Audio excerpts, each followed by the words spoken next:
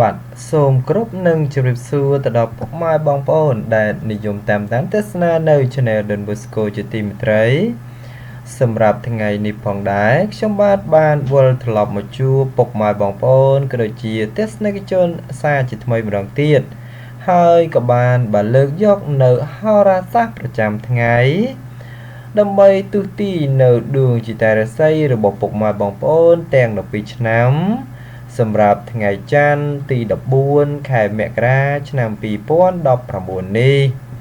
តែមុននឹងធ្វើការជម្រាបជូននៅហោរាសាស្ត្រនោះខ្ញុំបាទនឹងធ្វើការជម្រាបជូននៅក្បួនទូទីមួយចំនួនដូចតទៅចំពោះពេលវេលាដែលពុកម៉ែបងប្អូនត្រូវចេញដំណើរសម្រាប់ថ្ងៃច័ន្ទទី14នេះគឺនៅវេលាពេលព្រឹកចាប់ពីម៉ោង 6:00 ដល់ម៉ោង 8:24 នាទីគឺជាពេលវេលាទុកសោកចំពោះពេលពេញពន្លឺចាប់ពីម៉ោង 8:24 នាទីដល់ម៉ោង 10:48 នាទីគឺជាពេលវេលាលៀបសក្ការៈចំពោះពេលថ្ងៃត្រង់ចាប់ពីម៉ោង 10:48 នាទីដល់ម៉ោង 1:12 នាទីគឺជាពេលវេលាគ្រោះថ្នាក់ចំពោះពេលរសៀលចាប់ពីម៉ោង 1:12 នាទីដល់ម៉ោង 3:36 នាទីគឺជាពេលវេលាធម្មតាចំពោះពេលល្ងាចចាប់ពីម៉ោង 3:36 នាទីដល់ម៉ោង 6:00 គឺជាពេលវេលាសេរីអញ្ចឹងហើយចំពោះពុកម៉ែបងប្អូនដែលចង់បាននៅលៀបសក្ការៈសម្រាប់ថ្ងៃច័ន្ទនេះផងដែរកុំភ្លេចធ្វើដំណើរនៅចន្លោះពីម៉ោង 8:24 នាទីដល់ម៉ោង 10:48 នាទីនេះគឺជាពេលវេលាល្អបំផុតដើម្បីទទួលបាននៅលៀបសក្ការៈចំពោះការជម្រាបជូននៅពេលវេលាគឺត្រូវបានបញ្ចប់ខ្ញុំបាទនឹងធ្វើការជម្រាបជូននៅហោរាសាស្ត្រប្រចាំថ្ងៃដូចតទៅចំពោះដួងជាតារាសីរបស់ពុកម៉ែបងប្អូនឆ្នាំជាដំបូងគេនេះគឺត្រូវជាមួយនឹងឆ្នាំជូតរាសីសម្រាប់ថ្ងៃច័ន្ទទី14ខែមករាឆ្នាំ2019ពងទេវតាប្រុសធាតុទឹករាសីសម្រាប់ថ្ងៃនេះគឺពស់ត្រដែតនៅថ្ងៃនេះការរស់នៅរបស់យើងមានពេលខ្លះល្អនិងពេលខ្លះមិនល្អជារឿងធម្មតាហេតុនេះទោះធ្វើអ្វីបើមានបញ្ហាកើតឡើងលោកអ្នកតោងតែងមិនត្រូវព្រួយបារម្ភឬក៏គិតច្រើននោះឡើយនឹងត្រូវចេះតស៊ូជាមួយនឹងបញ្ហាទៅប្រសើរចំពោះអ្នកប្រកបរបររកស៊ីជួញដូរពេលនេះប្រៀបដូចជាភ្លៀងធ្លាក់មួយមេហើយមេឃស្រឡះព្រោះអាចកំចាត់រាល់ឧបទ្រពចង្រៃទាំងពួងឲ្យវិនាសជាអហោសកម្មអស់ហើយលោកអ្នកអាចប្រកបមុខរបរពេញដៃពេញជើងឡើងវិញរីឯបញ្ហាសេចក្តីស្នេហាកំឡោះក្រមុំនៅថ្ងៃនេះមានការរីកលូតលាស់ទៅមុខនិងកំពុងតែផ្អែមល្ហែមល្អជាប្រពៃទេអញ្ចឹងនេះគឺជាដួងជាតារាសីរបស់ពុកម៉ែបងប្អូនដែលកើតឆ្នាំជូតយើងខ្ញុំនឹងធ្វើការជម្រាបជូននៅឆ្នាំជាបន្តទៅទៀតគឺត្រូវជាមួយនឹងឆ្នាំឆ្លូវពុកម៉ែបងប្អូនដែលកើតឆ្នាំឆ្លូវរាសីសម្រាប់ថ្ងៃច័ន្ទទី14ខែមករាឆ្នាំ2019នេះឆ្នាំឆ្លូវពងមនុស្សប្រុសធាតុដីរាសីសម្រាប់ថ្ងៃនេះគឺស្រចោនៅថ្ងៃនេះបើទោះបីធ្វើអ្វីក៏ដោយតោងតែងគិតមុខគិតក្រោយពីព្រោះថាផលអាក្រក់នោះងាយកើតឡើងជាងសពមួយដងអ្នកប្រកបរបររកស៊ីជួញដូរក្នុងរយៈពេលនេះមុននឹងចង់ចោះទុនធ្វើអ្វីមួយត្រូវចេះគិតគូរឲ្យបានច្បាស់លាស់សិន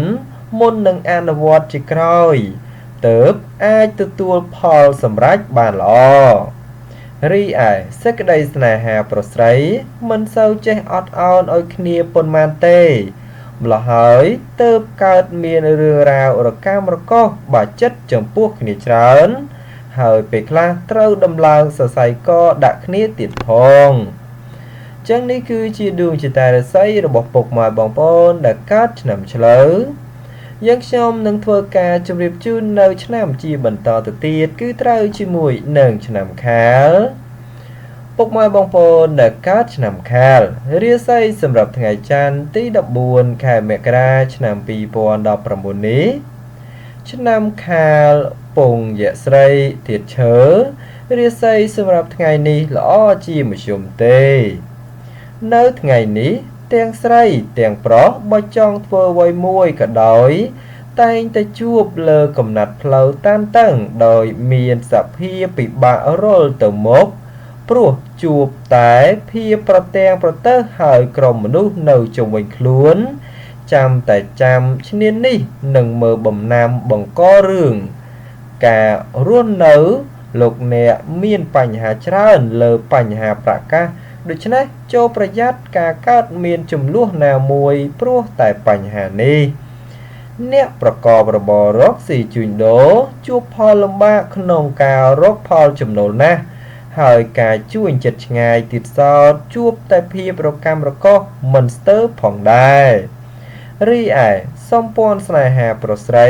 មានការប្រែប្រួលផ្លាស់ប្ដូរព្រោះបាទជួនល្អជួនអាក្រក់នាំឲ្យខ្វាយខ្វល់ជាញឹកញាប់ផងដែរអញ្ចឹងនេះគឺជាដួងជតារាសីរបស់ពុកម៉ែបងប្អូនដែលកើតឆ្នាំខាលយើងខ្ញុំនឹងធ្វើការជម្រាបជូននៅដួងជតារាសីរបស់ពុកម៉ែបងប្អូនដែលកើតឆ្នាំបន្ទាប់ទៀតគឺត្រូវជាមួយនឹងឆ្នាំថោះរាសីសម្រាប់ថ្ងៃច័ន្ទទី14ខែមករាឆ្នាំ2019បាទឆ្នាំថោះ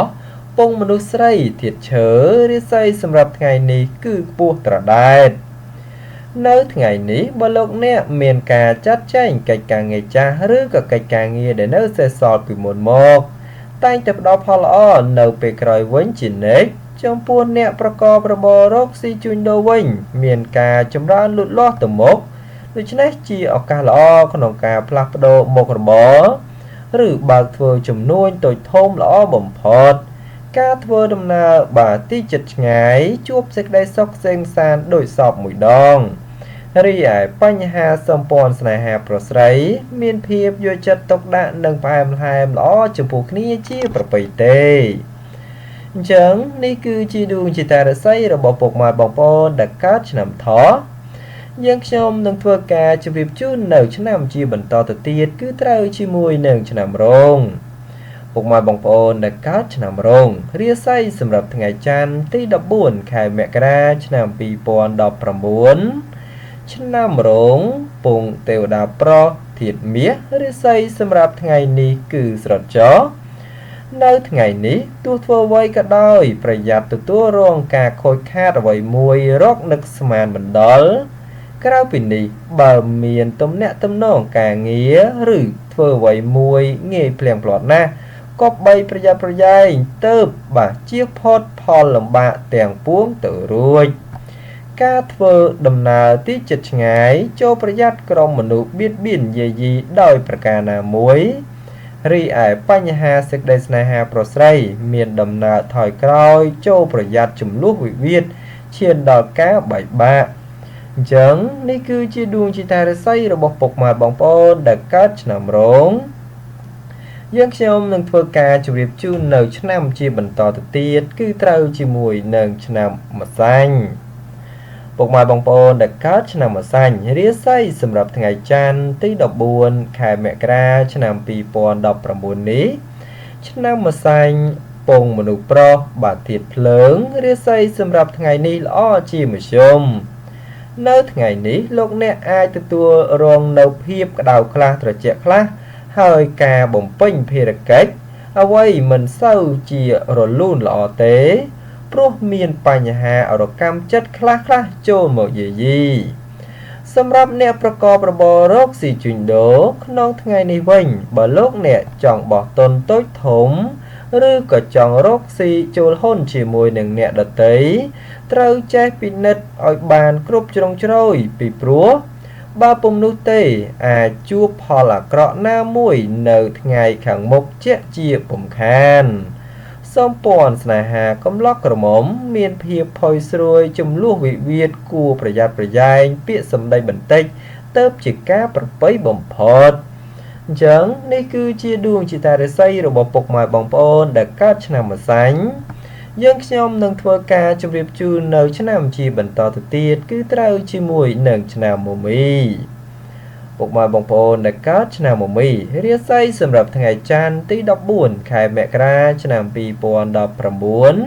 ឆ្នាំមមីពងទេវតាស្រីធាតុភ្លើងរាសីសម្រាប់ថ្ងៃនេះគឺខ្ពស់ត្រដែត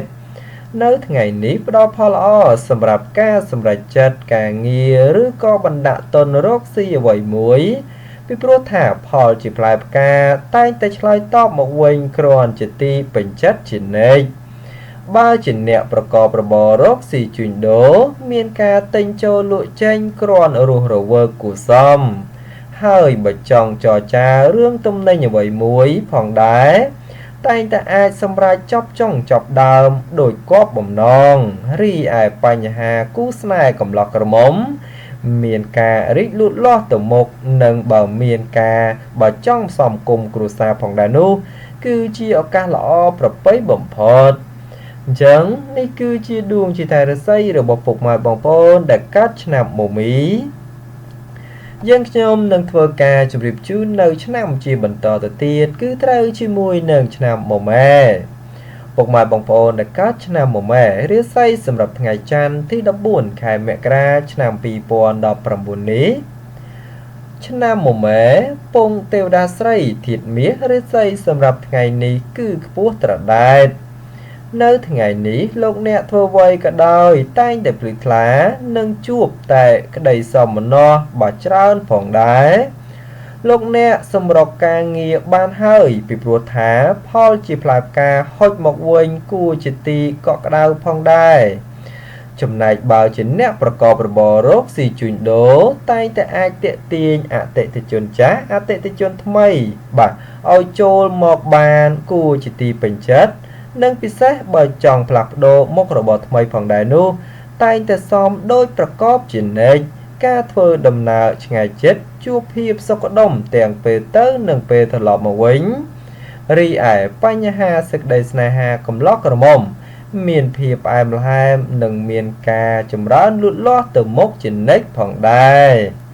អញ្ចឹងនេះគឺជាដួងជាតារាសីរបស់ពុកម៉ែបងប្អូនដែលកើតឆ្នាំមមែយើងខ្ញុំនឹងធ្វើការជម្រាបជូននៅឆ្នាំជាបន្តទៅទៀតគឺត្រូវជាមួយនឹងឆ្នាំវកពុកម៉ែបងប្អូនដែលកើតឆ្នាំវករាសីសម្រាប់ថ្ងៃច័ន្ទទី14ខែមករាឆ្នាំ2019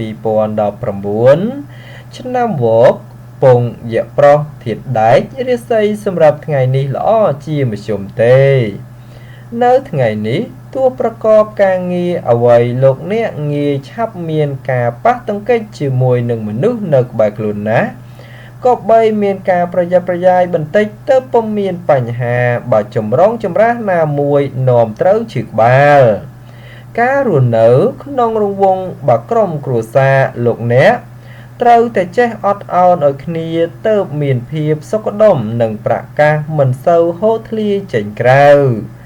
អ្នកប្រកបរបររកស៊ីជួញដូរក្នុងថ្ងៃនេះដែរការរកផលចំណូលជួបការលំបាកហើយទាល់តែស្វាត់ស្វែងបន្តិចទៅប្រកាសហូរចូលគ្រាន់ចិញ្ចឹមគ្រួសាររីឯបញ្ហាសម្ព័ន្ធស្នេហាកំឡោះក្រមុំមានការជឿនលឿនទៅមុខនិងផ្អែមល្ហែមល្អជាប្រពៃទេអញ្ចឹងនេះគឺជាដួងជាតារាសីរបស់ពុកម៉ែបងប្អូនដែលកើតឆ្នាំវកយើងខ្ញុំនឹងធ្វើការជម្រាបជូននៅឆ្នាំជាបន្តទៅទៀតគឺត្រូវជាមួយនឹងឆ្នាំរកាពុកម៉ែបងប្អូនដែលកើតឆ្នាំរការាសីសម្រាប់ថ្ងៃច័ន្ទទី14ខែមករាឆ្នាំ2019នេះឆ្នាំរកាពងយៈប្រុសធាតុដែករាសីសម្រាប់ថ្ងៃនេះគឺខ្ពស់ត្រដែតនៅថ្ងៃនេះបើលោកអ្នកមានការចាត់ចែងកិច្ចការងារចាស់ឬក៏កិច្ចការងារដែលនៅសេសសល់ពីមុនមកតែងតែផ្ដល់ផលល្អនៅពេលក្រោយវិញជានិច្ចចំពោះអ្នកប្រកបរបររកស៊ីជួញដូរវិញមានការចម្រើនលូតលាស់ទៅមុខដូច្នេះជាឱកាសល្អក្នុងការផ្លាស់ប្ដូរមុខរបរឬបើកធ្វើចំនួនតូចធំល្អបំផុតការធ្វើដំណើរទីជិតឆ្ងាយជួបសេចក្តីសុខសេងសាន្តដោយសពមួយដងរីឯបញ្ហាសម្ព័ន្ធស្នេហាប្រុសស្រី មានភាពយកចិត្តទុកដាក់និងផ្អែមល្ហែមល្អចំពោះគ្នាជាពិតប្រាកដទេអញ្ចឹងនេះគឺជាដួងជាតារាសីរបស់ពុកម៉ែបងប្អូនដែលកើតឆ្នាំរកាយើងខ្ញុំនឹងធ្វើការជម្រាបជូននៅឆ្នាំជាបន្តទៅទៀតគឺត្រូវជាមួយនឹងឆ្នាំចពុកម៉ែបងប្អូនដែលកើតឆ្នាំចរាសីសម្រាប់ថ្ងៃច័ន្ទទី14ខែមករាឆ្នាំ2019ឆ្នាំចពងយក្សស្រីធាតុដីរាសីសម្រាប់ថ្ងៃនេះគឺខ្ពស់ត្រដែតនៅថ្ងៃនេះលោកអ្នកអាចមានអារម្មណ៍ភ្លឺថ្លាហើយពិសេសអាចមានដំណឹងល្អថែមទៀតក្រៅពីនេះបើមានការប្រកបការងារតែងតែត្រូវចវាយនាយបាទឬក៏អ្នកគ្រប់គ្រងពេញចិត្តដែលផ្ដល់ផលប្រយោជន៍អ្វីមួយឲ្យសប្បាយចិត្តចំពោះអ្នកប្រកបរបររកស៊ីជួញដូរមានការចម្រើនលូតលាស់និងបើចង់រើទីកន្លែងលក់ដូរឬក៏ផ្លាស់ប្ដូរកន្លែងលក់ដូរអ្វីមួយតែងតែផ្ដល់ផលល្អផងដែរបញ្ហាសេចក្តីស្នេហាប្រុសស្រីមានការបាស្រស់ស្រាយនិងផ្អែមល្ហែមល្អជាប្រពៃទេអញ្ចឹងនេះគឺជាដួងជាតារាសីរបស់ពុកម៉ែបងប្អូនដែលកើតឆ្នាំចយើងខ្ញុំនឹងធ្វើការជម្រាបជូននៅឆ្នាំជាបន្តទៅទៀតនេះគឺត្រូវជាមួយនឹងឆ្នាំកុរពុកម៉ែបងប្អូនដែលកើតឆ្នាំកុររាសីសម្រាប់ថ្ងៃច័ន្ទទី14ខែមករាឆ្នាំ2019ឆ្នាំកុរពងមនុស្សស្រីធាតុទឹករាសីសម្រាប់ថ្ងៃនេះគឺស្រុតចុះ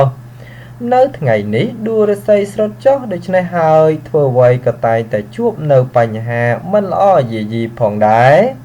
ការរស់នៅមិនថាការងារបាទបញ្ហាផ្ទាល់ខ្លួនឬក៏បញ្ហាប្រកាសទេតែងតែជួបរឿងខ្វាយខ្វល់ច្រើនសម្រាប់អ្នកប្រកបរបររកស៊ីជួញដូរវិញផលចំណូលជួបការលំបាកប៉ុន្តែបើយ៉ាងណាលោកអ្នកត្រូវចេះចាយវាយឲ្យបានត្រឹមត្រូវហើយមិនត្រូវខ្ជះខ្ជាយដៃធំឡើយក្រែងជួបវិបត្តិថវិកាណាមួយបាទកើតឡើងនៅគ្រាខាងមុខរីឯគូក្រោកប្តីប្រពន្ធគូស្នេហ៍កំឡោះក្រមុំមានដំណើរថយក្រោយនិងសម្បូរទៅដោយរឿងរ៉ាវរកម្មរកច្រើនដូច្នេះបើមិនចេះអត់ឱនដូចគ្នាទេបញ្ហាចំនួនពិតជាកើតឡើងជាញឹកញាប់ជាពុំខានអញ្ចឹងនេះគឺជាដួងជាតារាសីរបស់ពុកម៉ែបងប្អូនដែលកើតឆ្នាំកុរចំពោះការជម្រាបជូននៅហោរាសាស្ត្រប្រចាំថ្ងៃត្រូវនឹងថ្ងៃច័ន្ទទី14ខែមករាឆ្នាំ2019នេះផងដែរគឺត្រូវបានបញ្ចប់សូមពុកម៉ែបងប្អូនដែលគាំទ្ររូបខ្ញុំបាទសូមជួយចុចប៊ូតុង Subscribe និងជួយចុចប៊ូតុង Like និង Share